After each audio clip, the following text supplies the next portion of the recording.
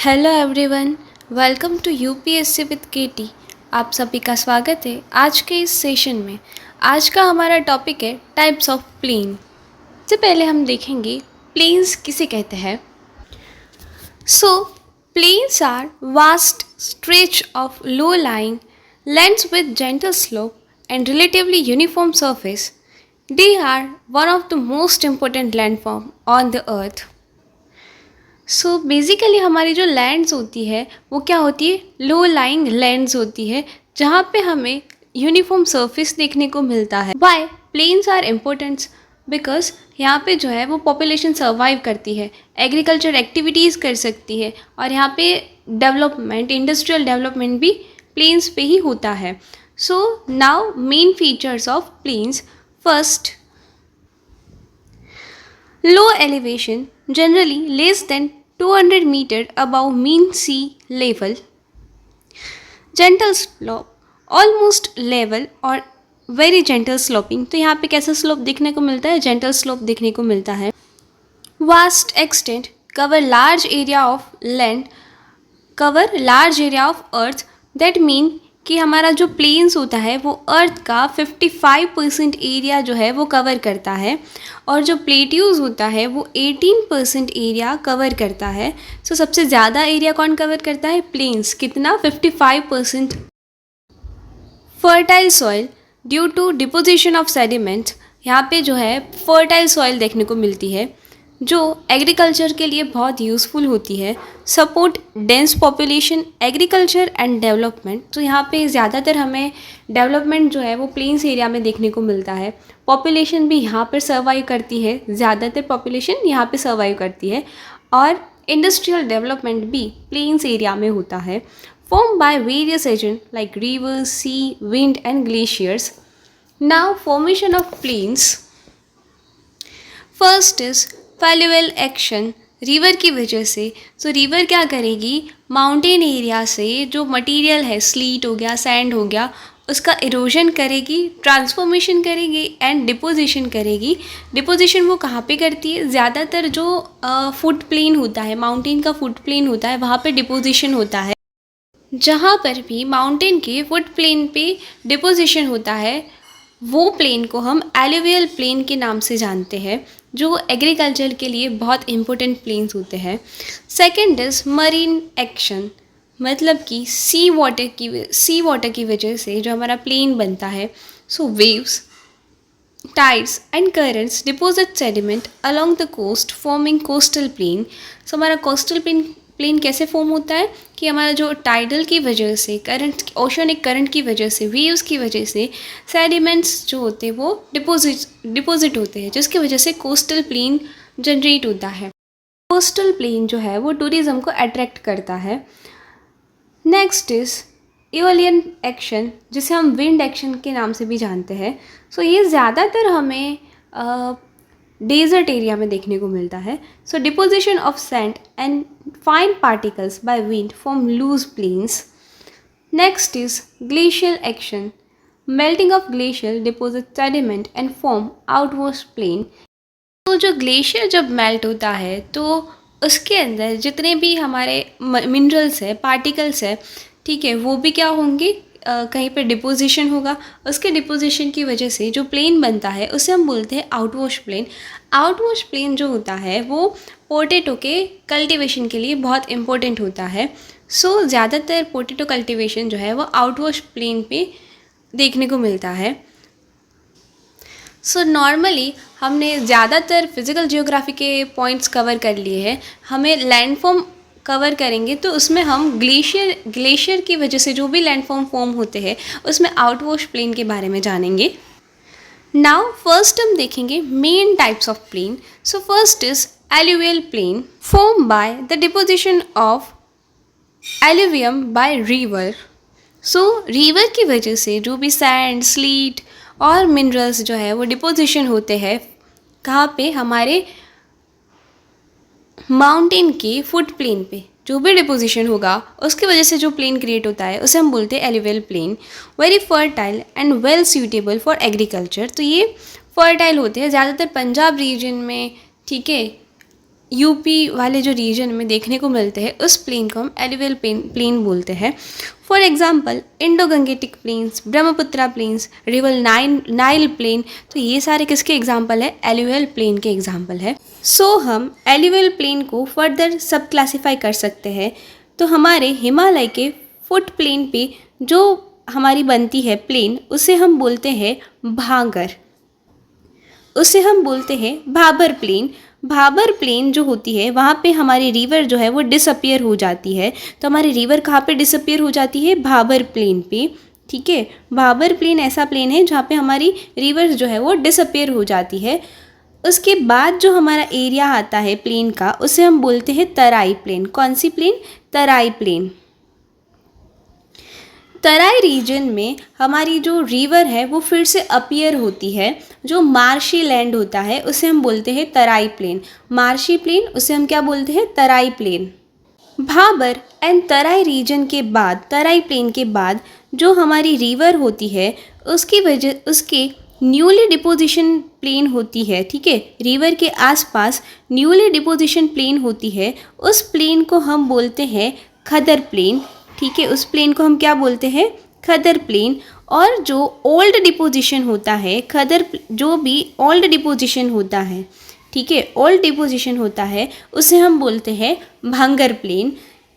तो इस तरह से एलुवियल प्लेन को हम फिर से सब डिवाइड कर सकते हैं: Bhabar, Terai, Khadar and Bhangar plane.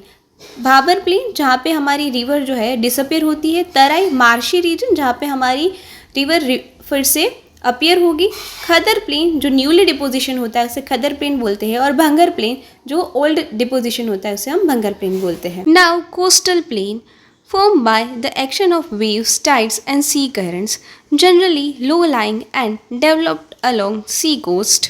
For example, western coastal plain जो इंडिया में हमारा वेस्टर्न प्लेन देखने को मिलता है, कोस्टल प्लेन देखने को मिलता है, वो किसका एग्जाम्पल है? कोस्टल प्लेन का एग्जाम्पल है। सो हमारे western coast plain and eastern coast plain जो है उसका फॉर्मेशन सी वाटर के करंट की वजह से, जो स्लीट डिपोजिशन होता है उसकी वजह से होता है। Now next is loose plain formed by the deposition of fine sleet by wind, very fertile and good for agriculture. For example, loose plain China में देखने को मिलता है and great plain parts of USA। इसके example हमें याद रखने हैं। Outwash plain formed by the deposition of glacial melt water.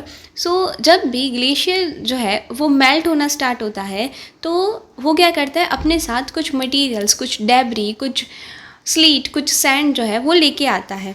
उसका ट्रांसफॉर्मेशन होता है एंड देन वो क्या होगा, उसका डिपोजिशन होगा, जिसकी वजह से हमारा जो प्लेन फॉर्मेशन होता है उसे हम बोलते हैं outwash plain. Consist of sand, gravels and silt. Example, outwash plain of North America. So हमें टाइप्स ऑफ प्लेन एंड उसके एग्जाम्पल जो है वो याद रखने for prelims in as well as mains के लिए। प्रीलिम्स में मैच तो फॉलोइंग में पूछ लेते हैं एंड मेंस के लिए हमें ये एग्जाम्पल कोड करने हैं, सो हमारी जो आंसर राइटिंग है वो इन्हेंस होगी।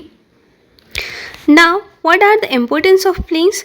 Highly fertile, ideal for agriculture, right, first is. Second, support large population and settlement, center of industry, trade and transportation, developed transport network, road, railways, waterways and airports। ये भी हमें कहाँ पे देखने को मिलते हैं?